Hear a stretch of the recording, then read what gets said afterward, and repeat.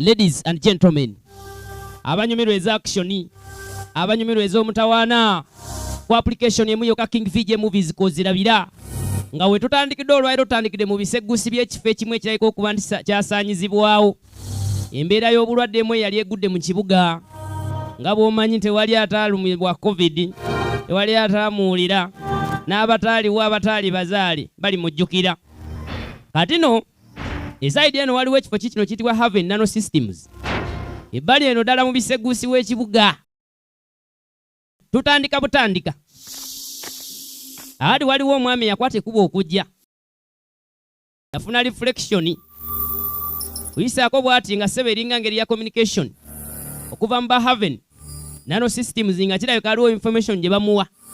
Tutandika butandika, banyumirwa obw'omutawaana bwe buti, obw'okuyiriba, obw'okwesiba enkoba. Tuula wekkaanye ku application emu yoka King VJ Movies. Bw'awulira ebyo yamanya waliwo kwe kusooka n'ayitawo, sooka n'ajja modre eyo nami na hivyo kwa kuntwanga temujja kunfuna musaaga n'agikumamu. Kumbe bategedde bamulengedde bajja basooke bamufate. Etandika ya bizoosi kwesiba nkoba. Ladies and gentlemen, out King VJ Productions agamba tuba nazo wezityo.